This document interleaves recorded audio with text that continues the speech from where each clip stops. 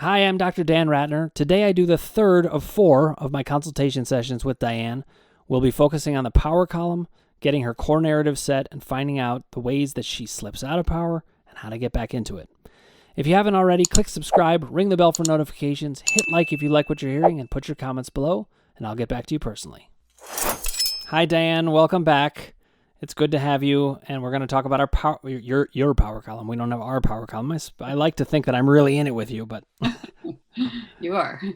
I am. So welcome back, and I wanted to orient you again to kind of what we've been doing and where we're going. Of course, we've done the emotions column work, where we talk about the onset and uptick in symptoms. We did some doubt column work, where we talked about the chronic symptoms, and today we're going to talk about the power column, which is really about any plateaus you're stuck on or ways that you're not yet moving forward fully the way you want to. So it's kind of like a power boost, the power column.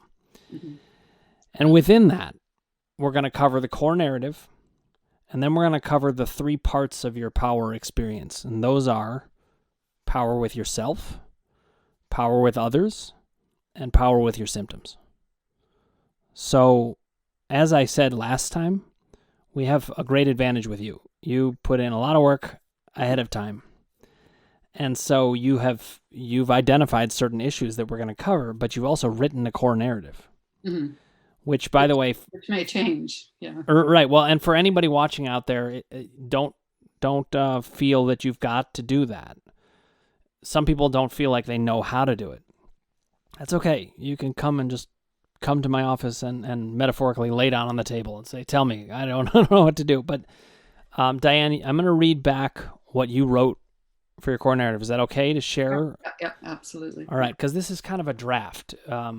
It may be that you nailed it, and this is what we want to have be it. But a little bit of a reminder. The first sentence is, and it doesn't have to be 3 sentences, but in general, the first sentence is about the biggest, broadest theme that cover, or theme or themes that cover your life and really sum you up. The second one is, how did it affect you? What ended up happening? And then the third is, what do you plan to do about it? And I see that you followed that system. So here's what you have so far. I grew up in a family that did not allow me to express who I really was or how I felt, which made me have to live in secret, feeling invisible and sometimes condemned for who I was, even if my parents did their best. Little goodism in there for you, which I totally support. It's totally fine.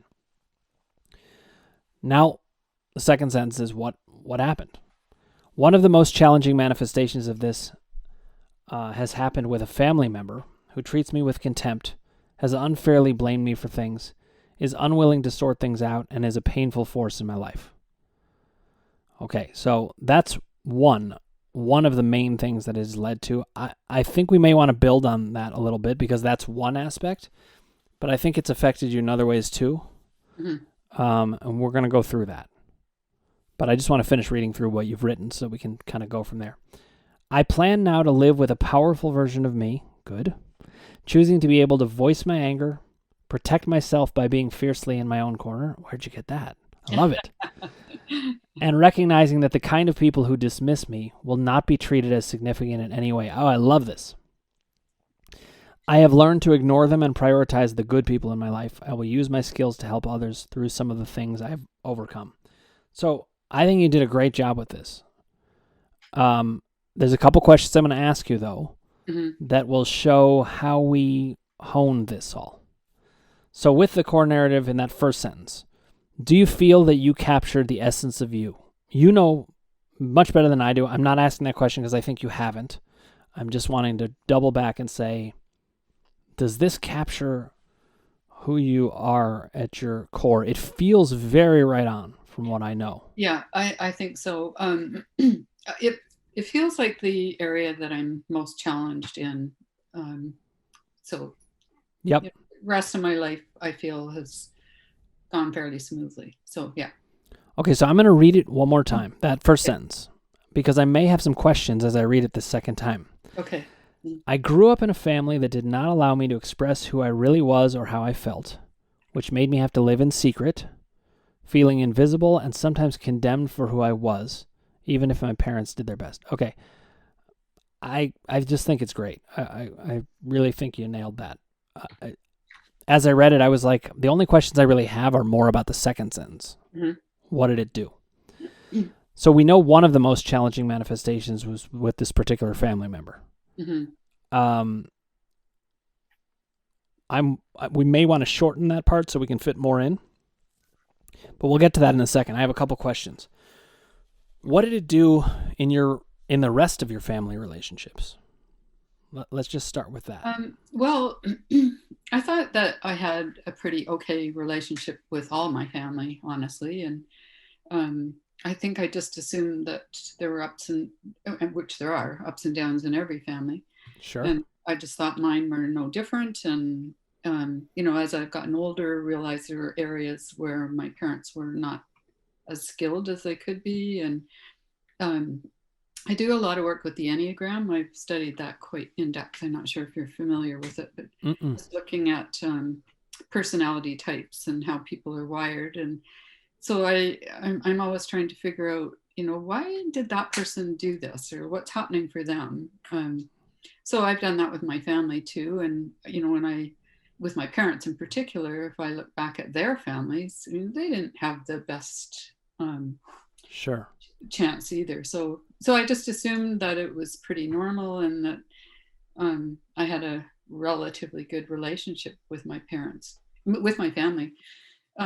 But still, there was pain. Still there was stuff that came up for me, and a bit of guilt about that, thinking, it's normal. So why am I having a hard time with it? But, right. So this is the thing. I feel like there's more to get into this sentence. Uh-huh. There's more to get into about, and this is hard. Core narrative work is very hard because you have to let in a lot of depth about things, and sometimes unpleasant stuff or sad things or things that make you worried because maybe you love your family and don't want anyone to feel criticized. But the core narrative is really, it's a conversation between you and yourself. So you got to try to not have them in there. Try not to have goodism creep into this part. Goodism is great. I can see that. It feels like this is me expressing how I felt, not criticizing them. Yes, exactly. And so I have some questions. Here's one question. I'm not saying this is right, but did this leave you feeling alone in your life? Yeah. I think and I expressed this last week as well. I think I didn't really feel like I fit in my family, and that they never really knew who I was. But I also thought probably everybody feels like that this is just normal. Well, a lot of people do. But here's the thing. Even if it's normal, is it good? No. Yeah, exactly. Right. Yeah. Right. So that's an important question, and I'm not saying it to criticize anybody. I'm saying it because if we're going to be fiercely in your own corner, I don't think we should accept normality of any kind. It doesn't matter what it is. If it doesn't feel good to you, it's not acceptable fully. We've got to reorient that. So far we have that you felt alone. You did not feel like you fit in. So I would make notes of these under power column, because we need to get them in this second sentence.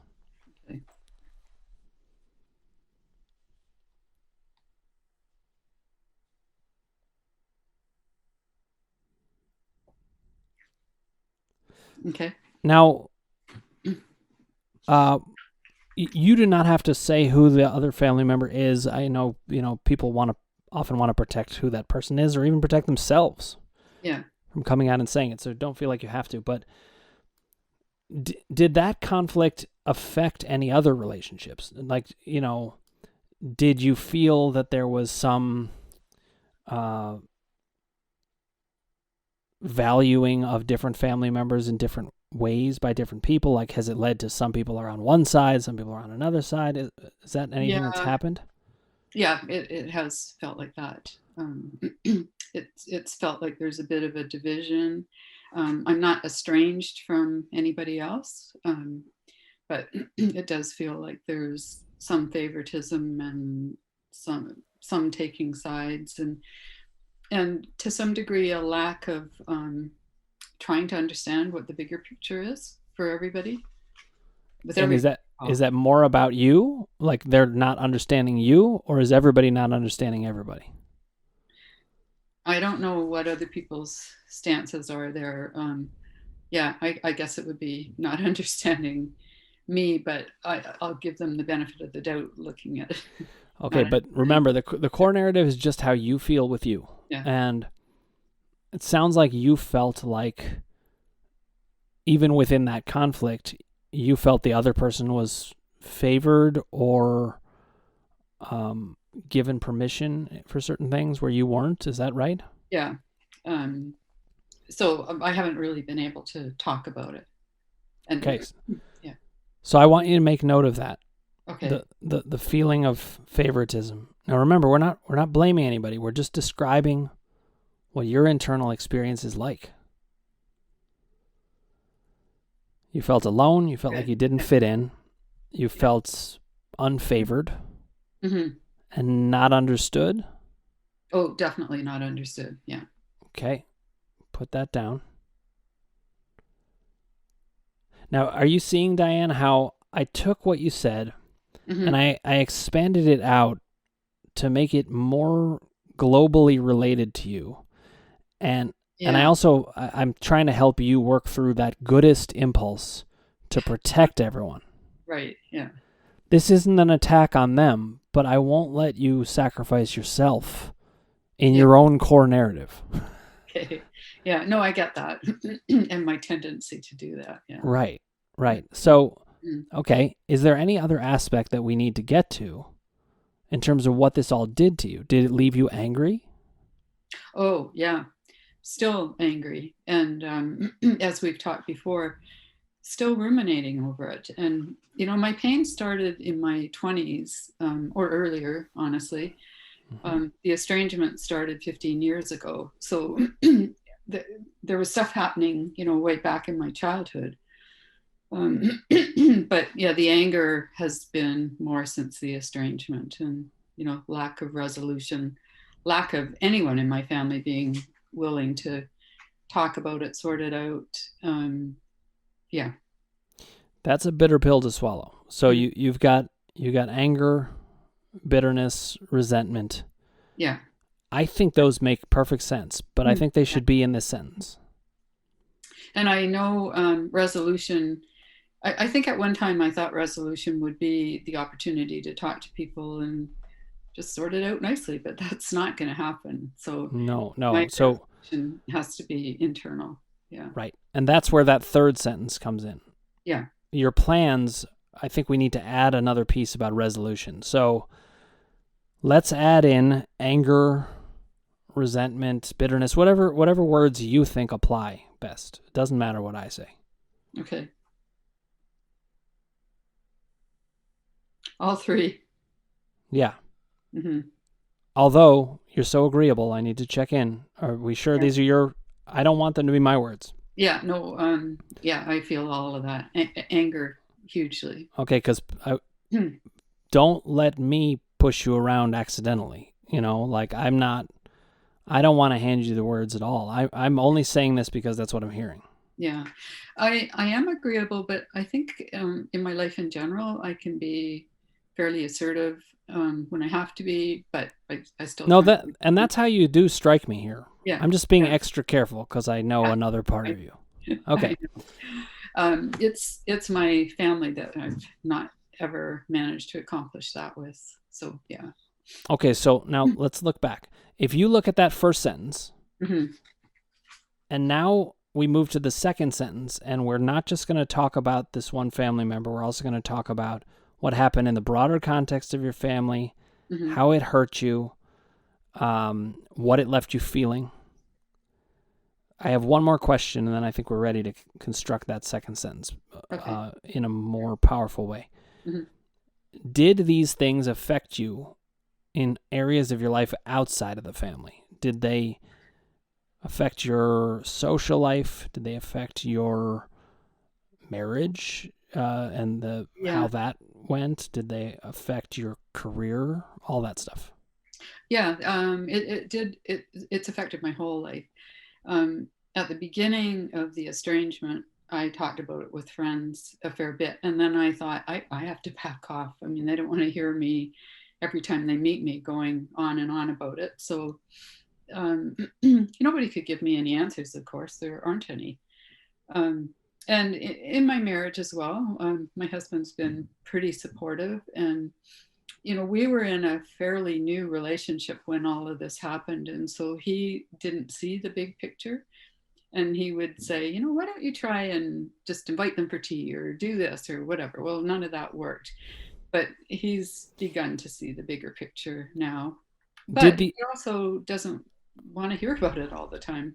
So it's the same old story. I realize that after a while, I've got to find a way, as we're doing with the core narrative, to move through this, but not just keep telling the story over and over again. It's yes, like but we also have to make sure though that you don't stop talking. Yeah. So there has to be a way to be able to say, this is about the third sentence, a way to say these things. Mm-hmm. A way to live in it and not compromise who you are, because I think you're putting yourself away for other people. I understand what you mean, mm-hmm. but I think you're still putting yourself away for other people a little bit. I'm just going to go listen to me.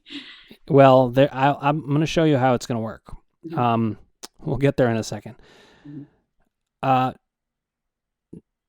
Does it feel like this infiltrated your social life in general? Like, are most of your friendships ones where you do feel? Did it cause you to choose people who did see you, or did it cause you to choose people who again didn't see you? Like repeating that a little bit. No, I've been blessed with really good friends, and it's not that they don't listen to me. In terms of friends, I've chosen to just not keep on about it. When there is an event, when something comes up, I might say something, well, this happened, whatever. So no, it didn't really impact me that way, but I think I am more careful in choosing new friends now. Mm-hmm. I have a network of friends that I've had for years, but as I meet new people, if I have a sense of their behavior that fits into patterns that I experienced as a child, I just back away. Does it ever stop you from being as open with people as you would want to be? Yeah, it does. Yeah. Okay, write that down too. That's an important one. Mm-hmm. Okay, now our job is to mash this all together into a big mashed potato sentence of getting all that together. Okay. So we're basically going to take this thing with the one family member and shorten that into, so that's just one part of it. Even though that's been very painful, and I do want it represented, because obviously it's incredibly important. Although I'm starting to wonder, do we want to bring that into the first sentence? Let me read it again. I grew up in a family that did not allow me to express who I really was or how I felt, which made me have to live in secret, feeling invisible and sometimes condemned for who I was, even if my parents did their best. Yes, I would bring this into the first sentence. And this has culminated. Mm-hmm. Does that sound like the right word? This has been most intensely represented? Probably the latter. Yeah, that felt more accurate to me too. Yeah. This has been most intensely represented with one family member.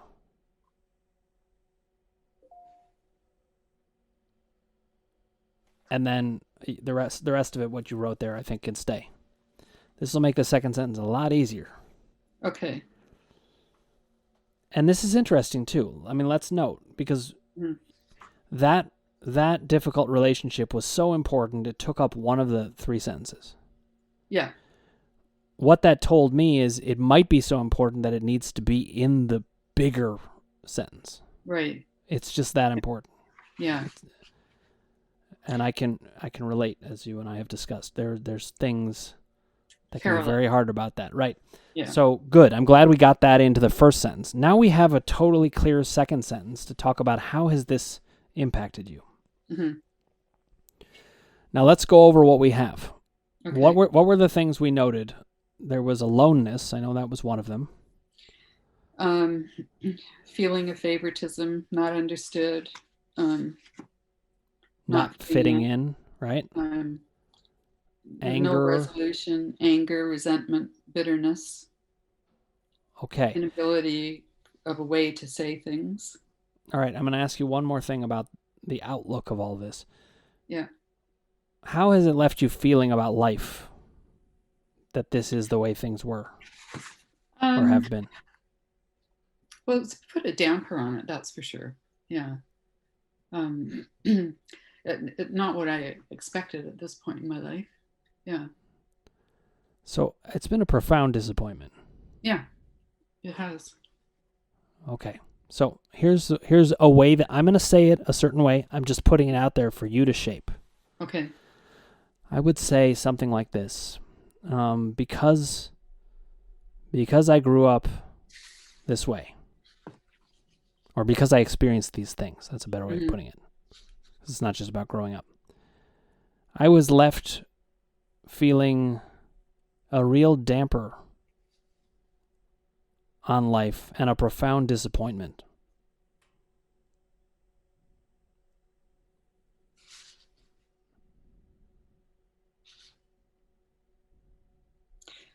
I think damper is not quite the right word. So I'll keep thinking of. Well, let's get it nailed. Okay. It feels not strong enough to me. Yeah. Yeah. So what would the word be?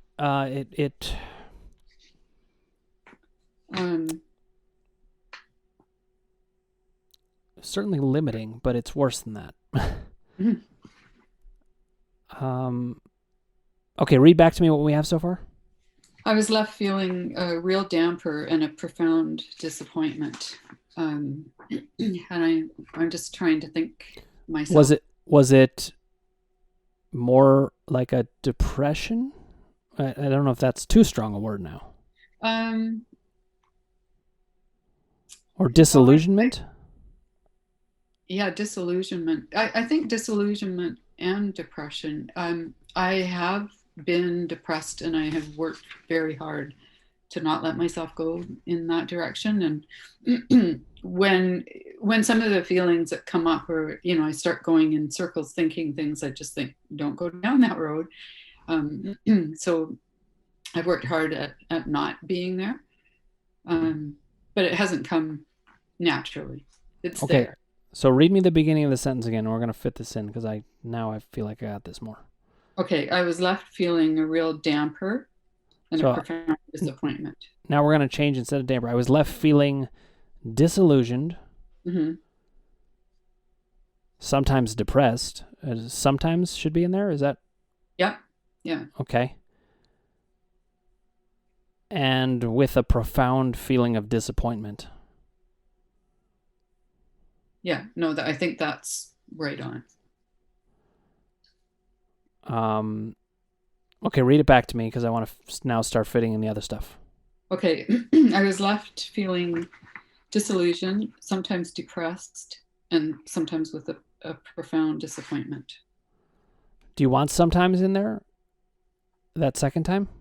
Or is it just? No, it can come out of there because it's all the time. I think so. Yeah, that was what I was hearing. Yeah. I'm only going to put sometimes in there when it's accurate. Yeah. In that area of my life, it's not a sometimes. Yeah. Okay. Now I got to think about how to phrase this in a sentence. This is the lumping it all together. We could add the adjectives and the feelings in the original sentence. This left me feeling alone, disillusioned, angry. I think that's what we would need to do. Okay. So let's go back through it and list it. So alone. Because of these experiences, I was left feeling disillusion, alone. Not fitting in. Like I didn't fit in, I think. Yeah. Okay. Just you have to think about how you want to phrase it because you're going to want to be able to say this back to yourself in some form.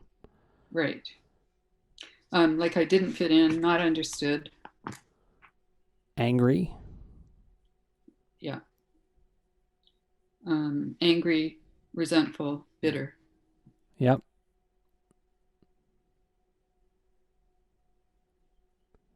And with some profound, and with a profound disappointment. Okay, now we move on to the next part of the sentence. That Right. Okay. that led me to be careful about getting close to people. Yeah. Did it lead you to question your own value? Mostly not. Well, maybe in the early days, but I worked hard on that too. So, Did you question whether other people valued you? yeah. Okay, because that's you. You don't question your own value, which is great, but you Yeah. do question whether other people value you. Yeah.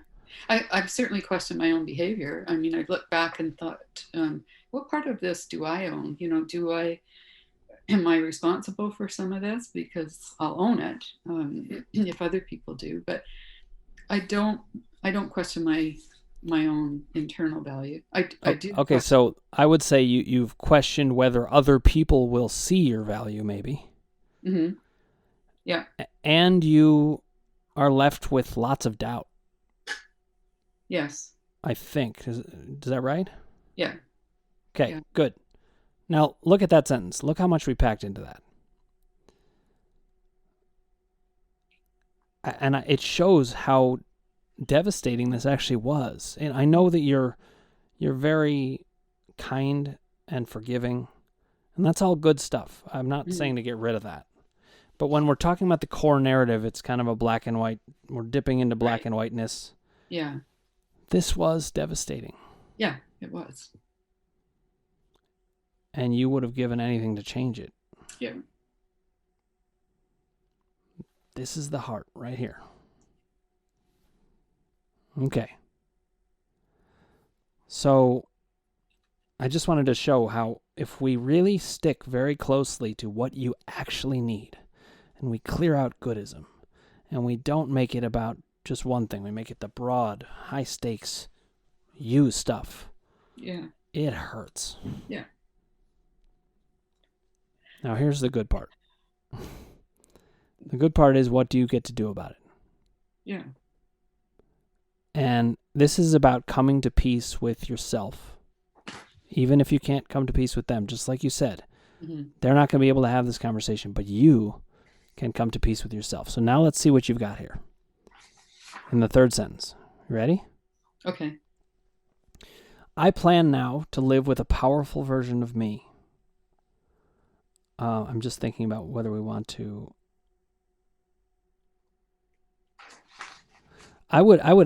So you've got some sentences that we're going to bring into one sentence. I plan now to live with a powerful version of me, prioritizing the good people in my life.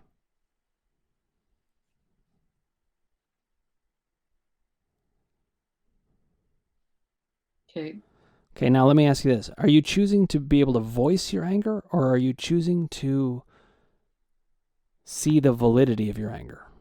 Because they're different, they're related, and you could need both. I think I need to find a healthy way to express my anger. Actually say it. Okay, good. So maybe choosing to be able to voice my anger when needed. Mm-hmm.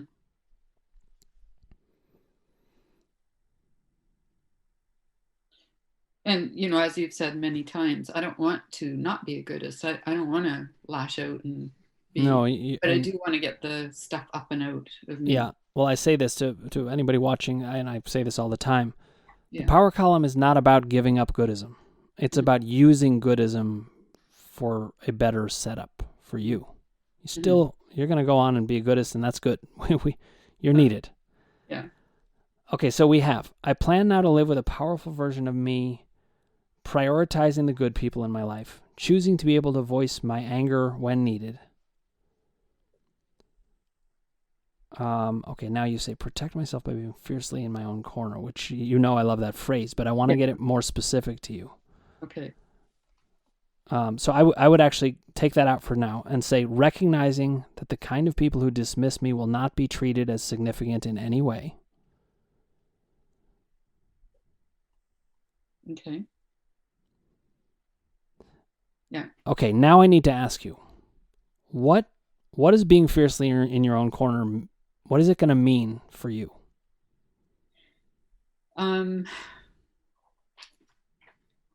Well, at this point, I think not feeling so hurt. And I guess that's where I need to help with the next action step. Okay, so you're tell me if I have this right. You're wanting to feel intact? Is that right? Like, yeah. Well, ultimately, I want to get on and follow the passions in my own life and do the things that I want to do. Okay, got it. In order to do that, it's the hurts that just keep, Okay, all right. So actually, I'm going to alter the language just a little bit because words matter. Okay. You are protecting yourself, but I think it's a little too general. What you're really going to do is you're going to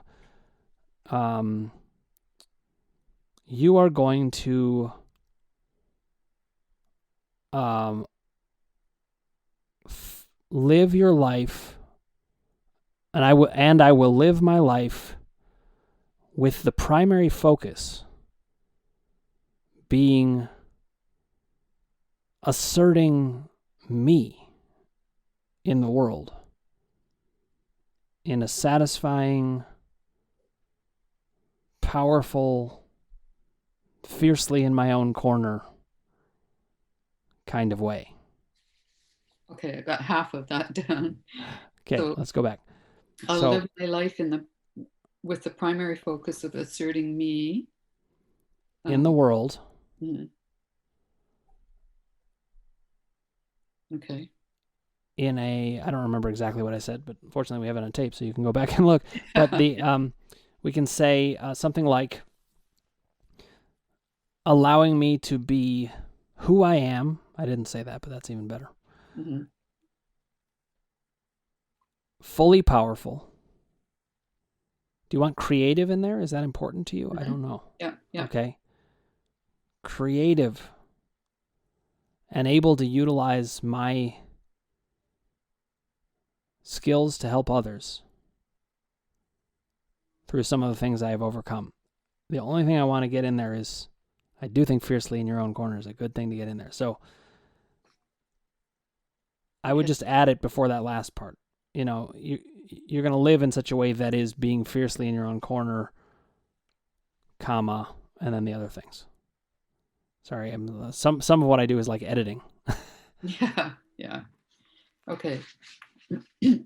I'm writing it down fairly quickly, but I'll recognize it. And as you say, I have the tape to go back to. Exactly. So we have the idea.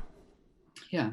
So now I want to jump back. Now that you have the core narrative, which usually does take half of the power column session, now we're going to go through, are you able to recognize when you're in power or not? Does that feel? Yeah, absolutely. You got that. Good. Yeah.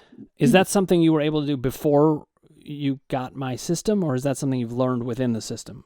No, and I've been aware for years that I've actually found it a really fascinating area that, different people that you work with or people that you meet socially that could be quite strong, out there people that I feel really comfortable with. And then other people that I feel intimidated with. And I think, what is it about that person that is taking me out of my power place? Like, good. Yep. What is that? So yeah, I definitely do. Okay. So now what we're going to do is you're going to list the areas in your life where power becomes an issue. Mm-hmm. It can be with yourself, mm-hmm. Just your relationship with yourself. It can be with particular other people, like that particular family member or other family members in relation to that family member. Mm-hmm. Or it could be in relation to, a friend or it can happen even with people that you feel comfortable with generally, where you're just like, whoa, I'm not feeling powerful right now. What's happening here? So what are the main issues that knock you out of power? That's a difficult question, I understand, but... Yeah, I think if my self-esteem I think my self-esteem is reasonably okay for the most part, but if there's someone that behaves in a way that knocks on my self-esteem in some way. Okay, so do you mean when people do it willingly, or is it something where they might do it by accident, or is it both? Mostly by accident, sometimes intentionally. Okay. Sometimes I think people are trying to build themselves up to be powerful, maybe not intentionally trying to knock the people around them down, but in the process they do. Yep. So yeah, that. Sometimes if I'm around friends that are talking about things that I'm not as familiar with, then that will set me back. And then I'll, like politics, I'm not particularly a political person. And if people get into the nitty gritty of this MP or that person, then I start to feel like I don't measure up to them. Right. Yep. Mostly I can say it's okay because I have other areas of interest and it's just not my thing. But there's times where. Okay, but when you're feeling left out, yeah, or when you're feeling like you don't fit in, that mirrors one of those emotional themes, and it even mirrors something in the core narrative itself. Yeah, it does. So we're going to need to figure out, what are you going to do? What's going to be your power action step about that? How are you going to remind yourself or deal with it in a new way that doesn't leave you left out? I'll give you an example.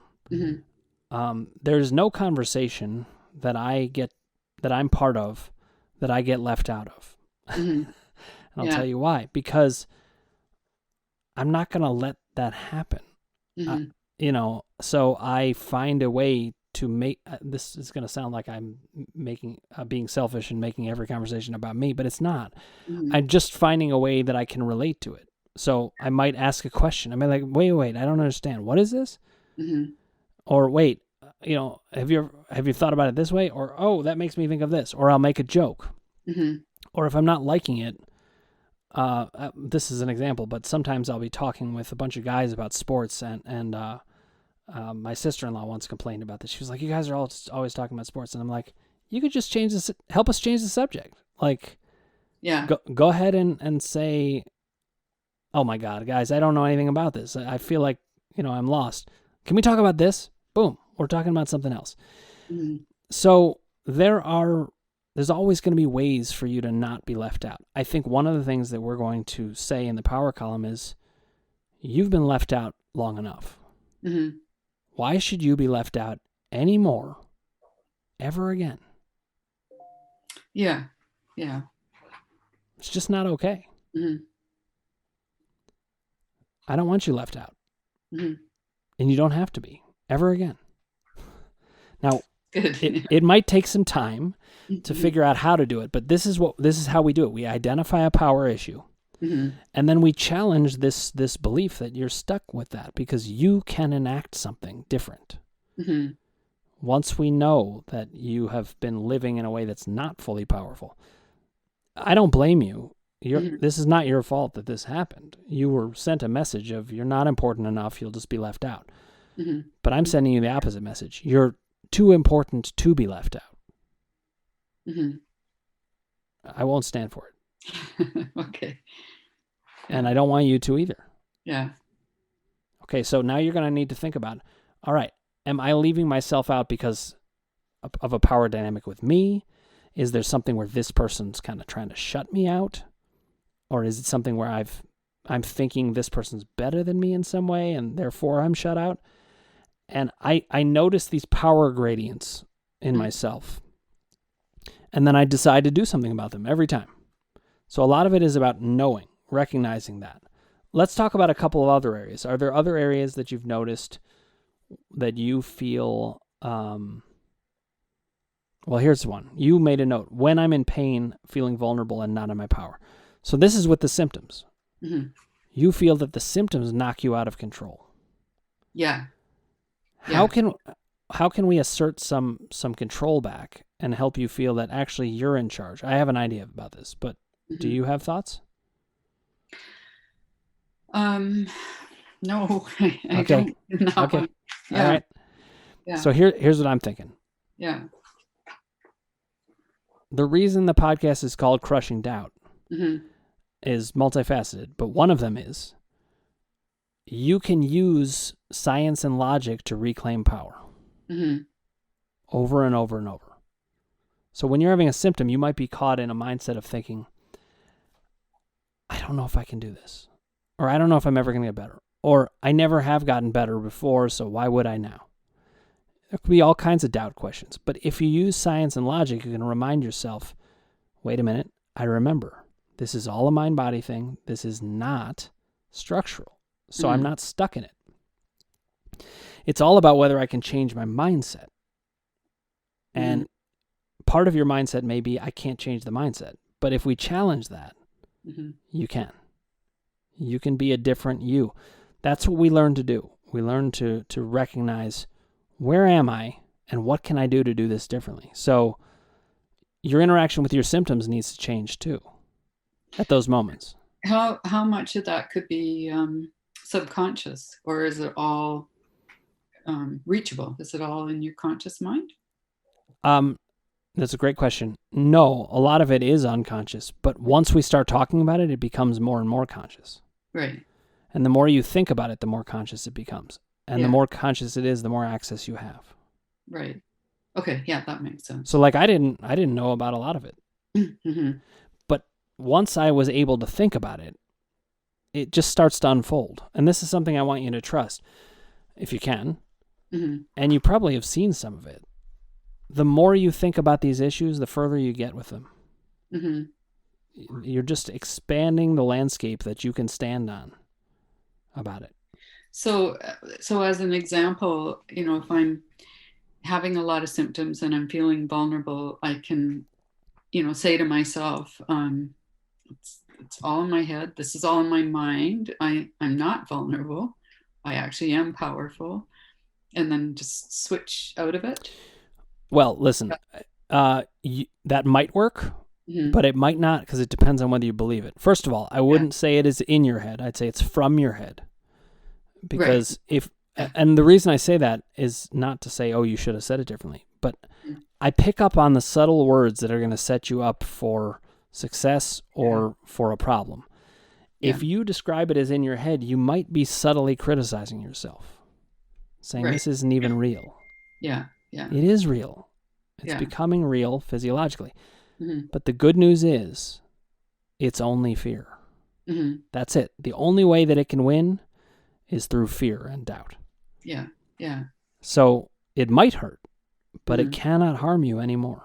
Right. There's no lasting harm. Yeah. Okay. Yeah, that makes sense. So do you see the difference in what you said versus what I said? What I said is it got into, basically it was like, I wasn't going to settle for what you said, not because what you said was bad, but because you didn't believe what you said. If you don't believe it, it doesn't help. Right. Yeah. But what I said, you can believe. And so you're going to practice finding the way towards belief. If you find yourself saying something, some kind of self-talk, but you don't believe it, don't continue to say it. Right. Wonder, what am I not believing, and what could I say that I can believe? Yeah. Does that make sense? Yeah. Okay, let's go over a couple of other ones. You said, I feel robbed of the ability to do the things that were my passion. Now, we know that you had the transplant and all kinds of things happen. So you feel robbed of the ability to do things that were your passion, helping others in a more meaningful way than you were able to. The ability to do many active things that you thrived on. So you did feel robbed. And that hurts a lot. And there are some things that, you may not be able to get back per se, but here's some powerful antidotes to it. There's still powerful things you can do. There's still these skills that you have and ways to help people. You want to help people. Yeah. And I don't want to sit with feeling robbed of things that I couldn't do, the past that I can't change. That is gone, but there are lots of things that I can do that I still have a passion for. Right. And here's the thing. Power exists in the present and the future. Yeah. It doesn't exist in the past. Yeah, exactly. The past is gone. Yeah. So Yeah. what we can do instead is think, how can you be powerful now? Mm-hmm. And I'll tell you, like on my YouTube site, you're powerful there. You say important things. Mm-hmm. And that's just one place. Yeah. But you have no idea how powerful you can be. You could end up being a lot more powerful than you were before. Well, I hope so. Yeah. Here's another way. I'm not suggesting anything in particular, but this is how people end up writing books. Mm-hmm. They start to think, you know what? I have something to say. I do. Mm-hmm. I mean, I had to get past that leap to start writing my book. Mm-hmm. I don't know what it's going to take to get to finishing my book, but I'm getting close. Well, you're really busy right now. That's the problem. But I do say the longer the book takes to get written, the better it gets in a lot of ways. So, and there really is something to that, but it's time. But I did have to first decide, you know what? I am somebody who has something worth saying. So the whole idea of power is to find a way to accept the fullness of your trauma. And that's part of, when we went through, that's one part of it. The other part is getting to feeling valid. Mm-hmm. And then the third part is getting to feel at peace or aligned with yourself. So in the core narrative, I think we did kind of help you accept your trauma a little more fully, even today. Mm-hmm. Because I didn't settle for a more general take, and I also didn't settle for the overly specific one that missed the fullness of it. And when we got there, you had a lot of emotion, and understandably so. Mm-hmm. That's the sign of a good core narrative. You don't have to cry in a core narrative necessarily for it to be a good one, but if you do, it's a good bet that you're onto something. Yeah. So we got to that, but now we need to get to the other aspects of power. How can you feel at peace with your core self, and how can you feel powerful, actually, and active, and able to take each thing and say, I'm going to do something. Like being active, for example. I don't know what you can do from a medical standpoint. Well, I'm not, I used to be super active, like athletic active, like skiing out of bounds and scuba diving, and those things I can't do, but it's not like I'm in a wheelchair either. I've also gotten older in all of this time, so I can still walk. I'm not skiing or hiking, but I can get out and do things. Okay, well, if there are things that you're medically limited in, then you might be limited in those. But don't let pain or symptoms be the limiting. That's an interesting word. Limiting factor.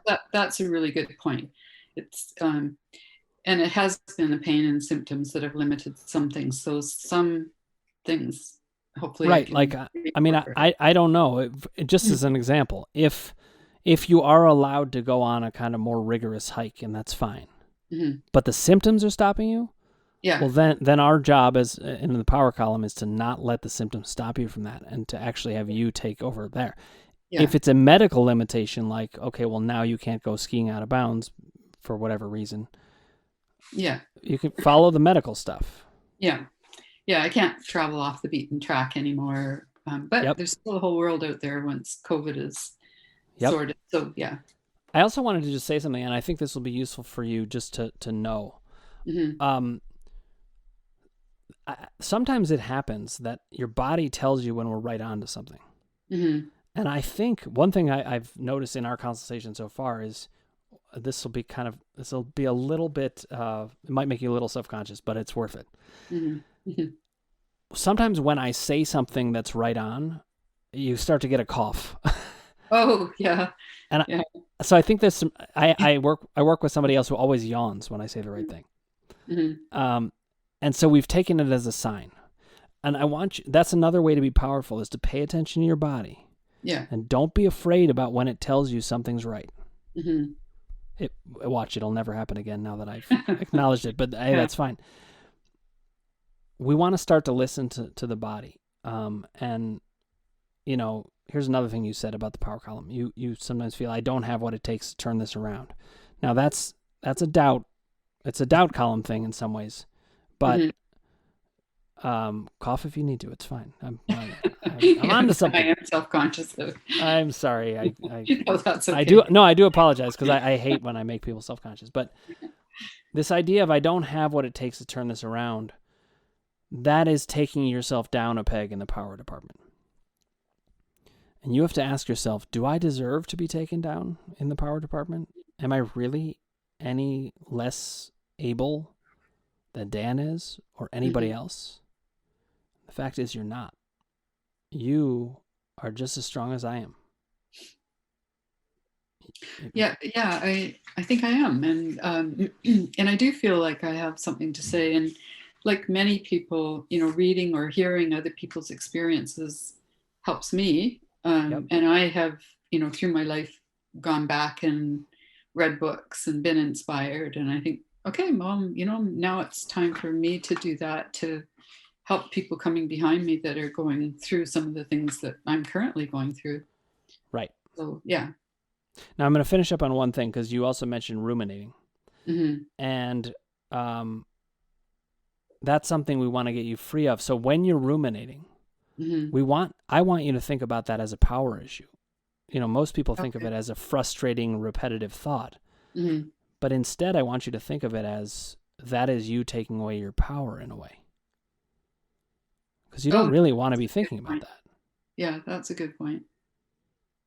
So this is some of how we work with these things. When we come back to the action steps of the power column, we'll be able to say even more about it. Mm-hmm. But this was a very good building block. We've got you your core narrative.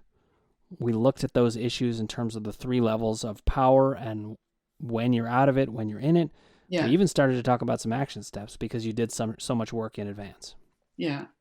And so when you're saying with the rumination that when I find I'm doing it, that I think, I'm just decreasing my own power doing this. Exactly. Just an awareness. Yes. And that awareness and that new way of thinking about that situation could change the entire picture. Yeah. Yeah, that totally makes sense. That and you know what's amazing is we may have just solved your rumination problem right here. Yeah, it's just the awareness, thinking, oh, here I go again. Yeah. Right. Well, the reason that things persist is because we don't understand them. Mm-hmm. I saw the light bulb go off there. This is where the neural pathways argument actually doesn't make a whole lot of sense. Your neural pathways just shifted and they'll never go back because you just learned something. Yeah. Yeah. And I think I had thought that the resolution to that would be something bigger and more complicated. And it's like, oh, okay. I know. Isn't it interesting? It's often just about understanding it the right way. Yeah. Yeah, for sure. So I'm glad because that's another thing you got out of this session. So, all right, Diane, we'll meet for the last of the 4 sessions, but of course I don't go away.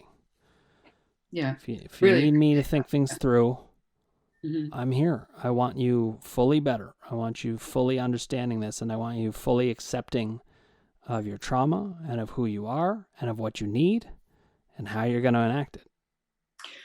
I will be, and thank you for your help. And it's been an honor to be able to help you with this as well. Well, I do appreciate it, and I'm very admiring of you for opening up in this way, and you did a great job as usual. So I look forward to our last session together for now, and then we keep in touch, and we get you what you need. All right. Sounds good. Thank you. All right, Diane. Okay. See you soon. Bye-bye. Bye. Diane is just such a treasure of a person. Everybody I have on here, I'm blown away by. But what I love about this group of people that I work with is not just the goodest aspect, because some people aren't actually goodists. They have the mind-body aspects. They're not truly goodists, even though they're good people. But Diane is a true goodist.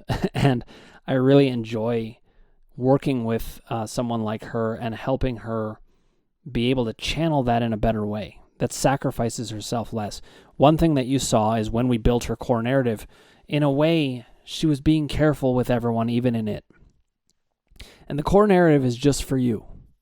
So I know it's harder when you're, on a podcast doing it, but when you're creating your core narrative, it's just for you. Nobody needs to know about it. And you've got to say it in the way that works for you, that honors who you are. So I think she did a great job with that. And I also just wanted to highlight one other thing. We got to something right at the end that was really interesting, which is when you get a new way of understanding something, like the ruminations being a power issue, you could see her shift. You could see how now she felt like, I have a new handle on this. And that was exciting to see. So we will turn to the 4th session with action steps next week, and I look forward to it. If you haven't already, click subscribe, ring the bell for notifications, hit like if you like what you're hearing, and put your comments below, and I'll get back to you personally.